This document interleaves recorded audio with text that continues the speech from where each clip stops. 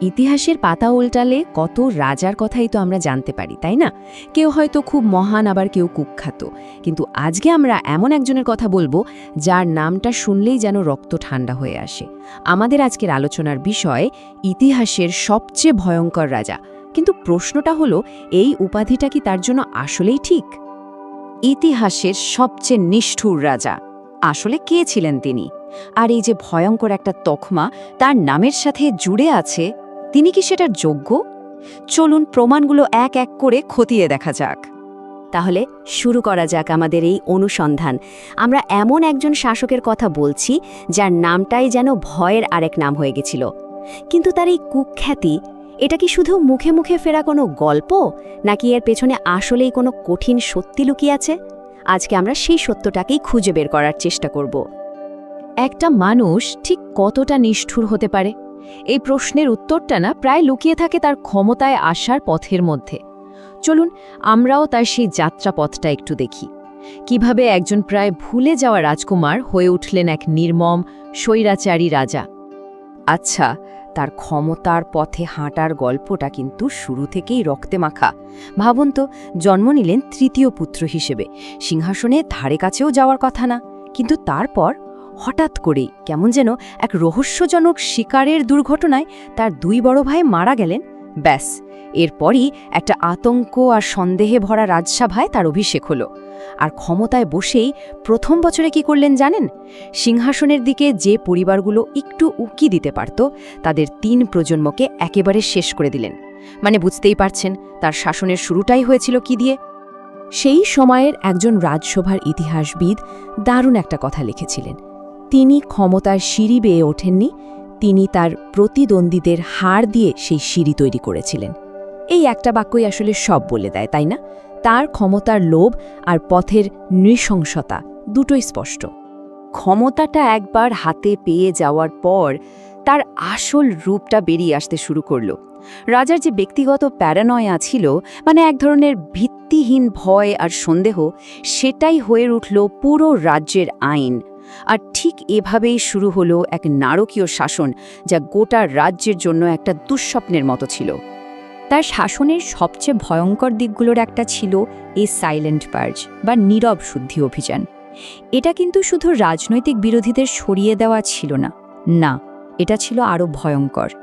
এটা ছিল তাদের পুরো পরিবার, এমনকি যারা তাদের নামটা মুখে আনত, তাদের সবাইকে ইতিহাস থেকে পুরোপুরি মুছে ফেলার একটা ছক। আর এই একটা নীতির ফল কি হয়েছিল? আনুমানিক 1,00,000 মানুষকে হত্যা করা হয়েছিল। ভাবা যায়? শুধু একটা নীতির কারণে 1,00,000 প্রাণ। এটা কোনো সাধারণ নিষ্ঠুরতা না, এটা ছিল রীতিমতো পরিকল্পিত গণহত্যা। এতক্ষণ তো আমরা একটা বড় ছবি দেখলাম। চলুন এবার তার নিষ্ঠুরতার কিছু নির্দিষ্ট উদাহরণের দিকে তাকানো যাক, যে প্রমাণগুলো তাকে ইতিহাসের অন্যতম ভয়ঙ্কর একজন শাসক হিসেবে চিনিয়ে দেয়। তার একটা ভয়ঙ্কর হাতিয়ার ছিল ফিসপাসের আইন। ব্যাপারটা কি ছিল? রাজ্যের প্রত্যেকটা শহরে, প্রত্যেকটা গ্রামে গুপ্তচরদের একটা জাল বিছিয়ে দেওয়া হলো। সরকারের বিরুদ্ধে কেউ কিছু বললেই, তা সত্যি হোক বা মিথ্যে, সেটা রিপোর্ট করার জন্য পুরস্কার দেওয়া হতো। আর সবচেয়ে ভয়ঙ্কর ব্যাপার হলো, কোনো প্রমাণের দরকারই ছিল না, অভিযোগটাকে সত্যি বলে ধরে নেওয়া হতো। আর তারপর অভিযুক্ত মানুষটা রাতের আধারে গায়েব হয়ে যেত, কোনো বিচার ছাড়াই। সেই সময় থেকে বেঁচে ফেরা একজনের কথা শুনলে পরিস্থিতিটা আরও পরিষ্কার বোঝা যায়। তিনি বলেছিলেন, আমরা রাজার রক্ষীদের ভয় পেতাম, কিন্তু তার চেয়েও বেশি ভয় পেতাম আমাদের প্রতিবেশীদের, কারণ বাজারে বলা একটা ভুল কথার জন্যও সূর্য ওঠার আগেই আপনার মৃত্যু হতে পারত। এই আইনটা আসলে মানুষকে একে অপরের শত্রু বানিয়ে দিয়েছিল। কিন্তু এই সব কিছুর পেছনে কি শুধু রাজার সন্দেহবাতিক মনটাই ছিল? না, পরিসংখ্যান কিন্তু অন্য কথা বলছে।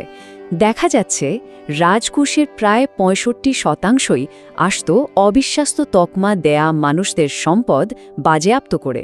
তার মানে এই সন্ত্রাসটা শুধু ক্ষমতা টিকিয়ে রাখার জন্য ছিল না, এটা ছিল তার রাজ্যের অর্থনীতির মূল ইঞ্জিন। ভয় বিক্রি করে তিনি রীতিমতো ধনী হচ্ছিলেন। তার নিষ্ঠুরতার আরও একটা বিশাল জীবন্ত প্রমাণ হল অশ্রুর প্রাসাদ। এই বিশাল দুর্গটা তৈরি করা হয়েছিল শুধুমাত্র রাজনৈতিক বন্দীদের দিয়ে। আর অনুমান করা হয় যে এটা বানানোর সময় প্রতি 10 জন শ্রমিকের মধ্যে 9 জনই মারা গিয়েছিল। এই প্রাসাদটা আসলে মানুষের রক্ত, ঘাম আর চোখের জল দিয়েই তৈরি। এত জুলুম, এত অত্যাচারের পর শেষটা কেমন ছিল? চলুন এবার এই শাসনের শেষ অধ্যায় আর তার রেখে যাওয়া পরিণতির দিকে একটু তাকাই, কারণ ইতিহাস সাক্ষী প্রত্যেক স্বৈরাচারেরই পতন হয়। কি আশ্চর্য, তাই না? 40 বছর ধরে শাসন করার পর এই রাজার মৃত্যু কিন্তু কোনো যুদ্ধক্ষেত্রে বা গুপ্ত হত্যার শিকার হয়ে হয়নি। তিনি মারা গিয়েছিলেন একদম একা, তার বিশাল খালি প্রাসাদে, নিজের তৈরি করা ভয় আর পাগলামিতে ডুবে। যে ভয়টা তিনি সবার মধ্যে ছড়িয়ে দিয়েছিলেন, সেই ভয়টাই শেষমেশ তাকে গিলে খায়। তার শাসনের প্রভাবটা কতটা বিধ্বংসী ছিল সেটা এই তুলনাটা দেখলেই স্পষ্ট হয়ে যায়। তার শাসনের আগে রাজ্যটা ছিল বেশ সমৃদ্ধ, জনসংখ্যা ছিল প্রায় 50 লক্ষ, আর তারপরে রাজ্যটা প্রতিবেশীদের থেকে একদম একা হয়ে গেল। অভিজাত শ্রেণী প্রায় ধ্বংস, আর জনসংখ্যা কমে দাঁড়ালো মাত্র 20 লক্ষে। ভাবা যায় প্রায় 30 লক্ষ মানুষ যেন উবে গিয়েছিল। তার মৃত্যুতেও কিন্তু এই দুঃস্বপ্নের শেষ হয়নি। তার রেখে যাওয়া উত্তরাধিকার ছিল আরও ভয়ঙ্কর। শত শত বছর ধরে তার নাম নেওয়াটাও যেন নিষিদ্ধ ছিল। তার মৃত্যুর সাথে সাথে রাজ্যটা গৃহযুদ্ধে ভেঙে টুকরো টুকরো হয়ে যায়। ভবিষ্যতে যেন আর কেউ এমন একচ্ছত্র ক্ষমতা না পায়, তার জন্য দেশের আইনকানুন সব নতুন করে লেখা হয়। আর সেই অশ্রুর প্রসাদটাকে রেখে দেওয়া হয় একটা স্থায়ী সতর্ক বার্তা হিসেবে। তো একদম শুরুতে যে প্রশ্নটা দিয়ে আমরা আলোচনা শুরু করেছিলাম, সেখানে ফেরা যাক। তিনি কি ইতিহাসের সবচেয়ে ভয়ঙ্কর রাজার উপাধি পাওয়ার যোগ্য? যে প্রমাণগুলো আমরা দেখলাম সেগুলো তো বেশ জোরালোভাবেই সেদিকেই ইঙ্গিত করছে। তার এই কুখ্যাতি কোনো বানানো গল্প নয়, বরং এটা ছিল এক কঠিন, নির্মম বাস্তবতা। কিন্তু এই আলোচনাটা শেষ করার আগে একটা প্রশ্ন রেখে যেতে চাই। নিষ্ঠুরতা কি ক্ষমতার জন্ম দেয়, নাকি ক্ষমতায় আসলে মানুষকে নিষ্ঠুর বানিয়ে তোলে? এই রাজার জীবনের গল্পটা আমাদের কিন্তু এই গভীর প্রশ্নটা নিয়ে নতুন করে ভাবতে বাধ্য করে।